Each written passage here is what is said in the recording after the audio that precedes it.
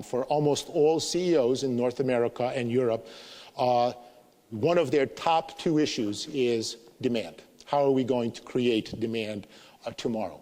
However, it's a paradoxical situation because in this economy, in this same economy, with the same macroeconomic factors, there's a second economy with 2 or 3 dozen companies which in our world are achieving double-digit growth rates, achieving ridiculously high premium pricing and extraordinary levels of customer loyalty. What these companies do that their peers do less well is they spend a lot of time and sweat asking some very, very difficult questions, particularly about demand. How does it actually happen?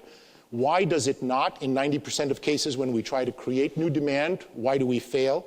How does it change over time, and why does it always surprise us?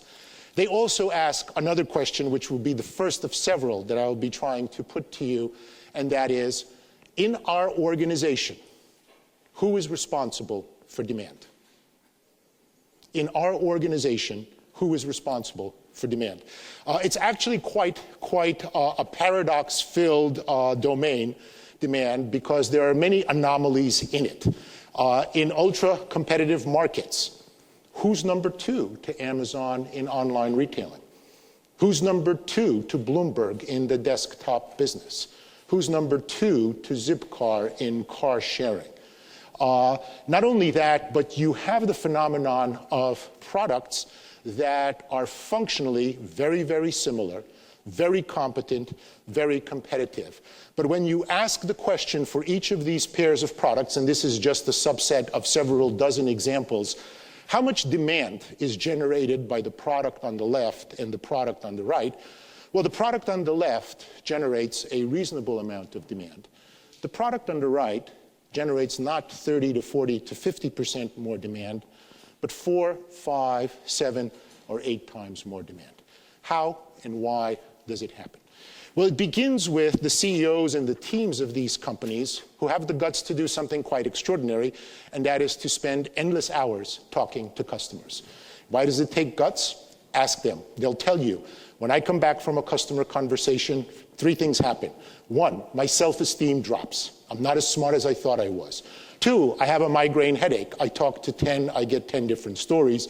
And 3, the worst, I have to go back to my organization and say, all these things that we're very good at and we love to do, we're going to have to learn to do some very, very different things. But these conversations are not just qualitative. They force themselves to do something that has quite an extraordinary degree of value for their organizations. They ask themselves the question, what's the hassle map of my customer? And what can we do to fix it? Anyone who is in the trading business recognizes the hassle map of the trader before Bloomberg arrived. Multiple subscriptions, multiple logins, a la carte and confusing pricing, many screens, incomplete information, and worst of all, incomparable information. Bloomberg comes along, and knowing that with great granularity radically transforms it. This works in B2B, this works in B2C, this works in education. Jennifer Stone is a 50-year-old small business owner. This is her life. You may recognize it. She has a laptop she hates, a PDA she hates. She reads 4 newspapers because she has to, has a pretty nifty home entertainment system, reads 30 books a year, and subscribes to nearly a dozen magazines. In the corners of this picture are 2 little things. I think the one in the upper left is called an iPhone, and the one in the upper right, I think, is a Kindle or something like that. In the post-iPhone, post-Kindle world, this is Jennifer's life. And if you want a great strategy exercise, please just spend an hour writing out on 1 page of paper what Apple's TV announcement in 2012 is going to be. Just write out the hassle map of our television experience and work your way back from that. What is a hassle map? It is a way that a demand creator forces themselves to see the world through the eyes and emotions of the customer. It helps them understand that there's an enormous difference between what we buy and what we actually want. For them, it's a search engine for tomorrow's demand, and ask any one of them and they'll tell you, my customer's hassle map is my agenda. And that question, what's the hassle map, is the first of fundamentally 5 that they ask themselves. And they are very, very tough self-scorers, and I would invite, to the extent that you wanted to do this for yourself. They score themselves on how good are we at knowing and fixing the hassle map. And then they ask 4 questions, which we'll discuss for the rest of the conversation. Is our product very good or magnetic? Have we built the full backstory that we need to present a complete offer to the customer? What are the triggers that cause fence sitters to turn into buyers? And then finally, from the customer's point of view, what's our trajectory of improvement? How much better is our offer today for the customer than it was 6 to 12 months ago? Depressingly, they and we all start in the same place. The scores are not great. But they ask themselves 3 questions. Where are we today, honestly? Where do we want to be? And what investments do we need to get there? For those of you who are interested in making some money this afternoon, let me ask you on a piece of paper to divide it in half and have 2 lines across. And in the first panel, just put down hassle map for short. And as we're going along, all I'm going to ask you to do, just for yourself, you don't have to tell me, is think about your customer, and every one of us in this room has customers. And you don't have to draw the whole hassle map. Just write down, from their point of view, what are the top 2 or 3 hassles that they face.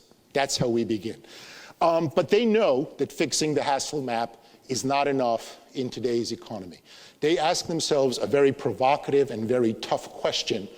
Is my offer to the customer very good, or is it magnetic? On a scale of 1 to 10, everyone familiar with the iPod? Everyone familiar with Sansa? It's the number 2 MP3 player in the market. On a scale where 1 is inert, 10 is magnetic, where would you put the iPod? 10, 9, okay. Where would you put the Sansa? Never even heard of it, okay. Familiar with the Amazon Kindle and the Sony Reader? Pre-Kindle Fire, okay. Where would you rate the Kindle on a scale of 1 to 10? 8, great. Kindle here. Where would you rate the Sony e-reader? 4, great.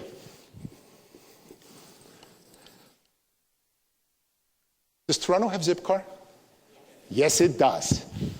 Where would you put Zipcar? 10. Where would you put Hertz Connect? Don't even know. 20 times around the world with this set of products and others.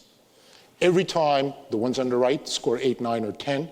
The ones on the left score 2s and 3s. There are sometimes exceptions.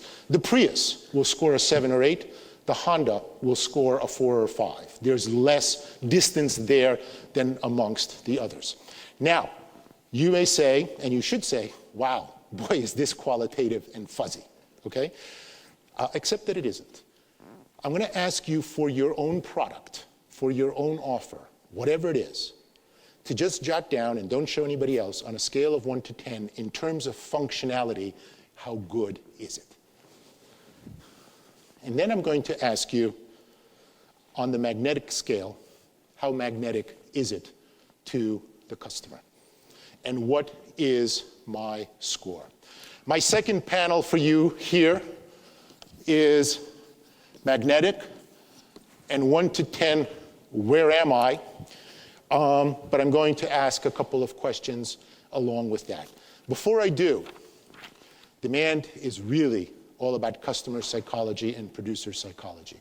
The hardest thing for us to do in our businesses is when we score so high on functionality, we are very, very good. And we don't ask the question, where are we on the magnetic scale? We do a lot of tremendous work for a reward that is far, far lower than we deserve. Time to get rigorous. Here's the most complicated slide in the presentation. What is magnetic? Magnetic is fantastic functionality times fantastic emotional content and connection with the customer. What have I done, not just to deliver a product that works fantastically well, but what have I done to emotionalize the product, to create a connection with the customer? Anyone here know Wegmans? What is Wegmans, sir? In Western New York State. It's a grocer. It's a grocer. Can a grocer be magnetic? Can a grocery store be magnetic? When you ask customers, and I urge you to do this for all of your organizations, not whether you like our product and our company, not whether you respect our product and our company, but do you love our product and our company? 90% of Wegmans customers say they love this company. They love this company. And if we had an hour, we'd talk about why. The jubilation in Boston because Wegmans is opening in Northborough last week is phenomenal. If you can do it in grocery, you can do it in any business, and the demand creators have. They measurably have an outdistancing of their competitors by a ratio of 2 to 1, with customers saying, not that they like them or respect them, but they love them. To put an even harder edge to it, if you ask a question, what percentage of my customers have positively recommended my product to others in the last month, 5 times or more in the last month? For the Insight and the Civic, the answer is around 20%. For the Prius, it's more than twice as much. For Hertz and for Enterprise in car rentals, it's around 10%. For Zipcar, it's around 40% and growing. Please focus on that differential and consider how much advertising money you don't have to spend when your customer is excited enough about what you offer them that they're your sales force. And then the third thing, for the most hard-nosed, Gallup did an analysis of grocery store customers who were extremely satisfied with their grocery store or extremely satisfied and emotionally connected. Please look at the difference in spend with the ones who were magnetic. For your own businesses, you don't have to be rigorous about it yet, just on a scale of 1 to 10. Where do we fall on the magnetic scale? And there are 3 things that you can use to underpin that. Who are the users who use 2 times more than the average? Who are the recommenders who have recommended your offer to others 5 times or more in the last month? And what percentage of the customers that you serve, whatever your business, whatever business you're in, would say that they love your product and your company?